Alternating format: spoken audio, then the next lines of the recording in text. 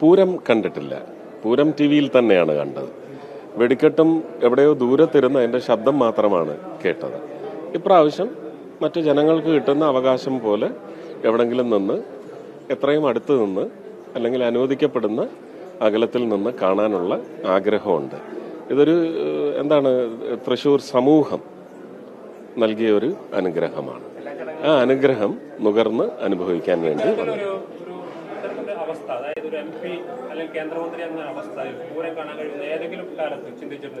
ഒരിക്കലും വിചാരിച്ചിട്ടില്ല. രാഷ്ട്രീയത്തിലേ വരുമെന്ന് വിചാരിച്ചതല്ലല്ലോ.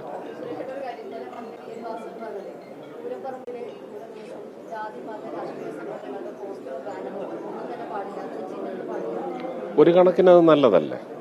ഒരു കണക്കിന് അത് നല്ലതാണ്. പക്ഷെ അത് ഏതൊക്കെയാണ് അതിൻ്റെ പ്രദേശങ്ങൾ എന്നുള്ളത് ഒന്നുകൂടി വ്യക്തമാക്കേണ്ടതുണ്ട്. അത് അദ്ദേഹവുമായിട്ട് ഇന്ന് ഉച്ചയ്ക്ക് കാണുന്നുണ്ട്. സംസാരിച്ചതിന് ശേഷം അദ്ദേഹം പറയും. പൂരത്തിലെ ചില അവകാശങ്ങളും ചില നമുക്കൊരിക്കലും നീക്കി വയ്ക്കാൻ പറ്റുന്ന ആചാരവുമായി ചേർന്ന ചില അവകാശങ്ങളുണ്ട്. ആ ആചാരാനുഷ്ഠാനങ്ങളിലെ അവകാശങ്ങൾക്കൊന്നും ഇതൊരു തടസ്സമാവില്ല.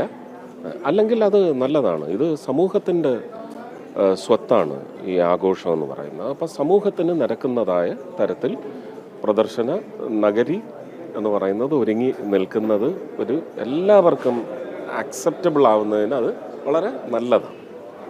കൂടുതൽ പേർക്ക് വെടിക്കെട്ട് കാണാൻ സൗകര്യം ചെയ്തിട്ടുണ്ട്. അല്ല, ഇതിൽ കൂടുതൽ സാധിക്കുമായിരുന്നു. ഇത് എല്ലാവരും അറിയേണ്ട കാര്യമാണ്.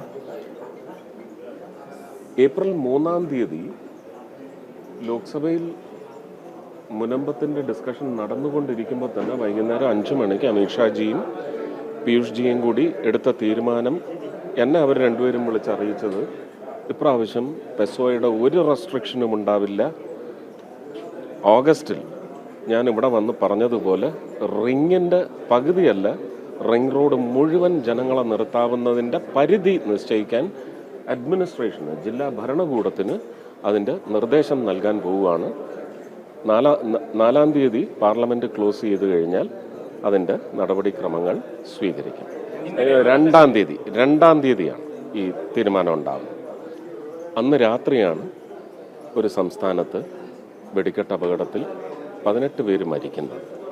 പിറ്റേ ദിവസം എന്നെ വിളിച്ച് പറഞ്ഞു, ഇനി ഇത് കോടതിയുടെ പരിധിയിൽ ശക്തി കൂടും.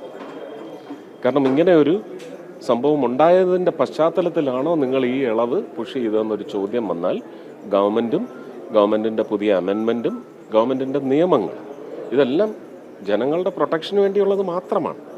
അല്ലാതെ വേറെ ഒന്നും ഉദ്ദേശിച്ചിട്ടില്ല. ആരും ഇത് കാണാൻ പാടില്ല, ഇത് രസിക്കാൻ പാടില്ല എന്ന് പറയുന്ന ഒരു നിയമമല്ല. സേഫ്റ്റി ആൻഡ് പ്രൊട്ടക്ഷൻ അതൊരു ഗവൺമെൻറ്റിൻ്റെ ഉത്തരവാദിത്തമാണ്. അത് കേരള ഗവൺമെൻറ്റിൻ്റെ ഉത്തരവാദിത്തമാണ്. അല്ലെങ്കിൽ അവർക്ക് അതിൻ്റെ ഉത്തരവാദിത്വം ഏറ്റെടുത്തുകൊണ്ട് അത് ചെയ്യാൻ സാധിക്കണം.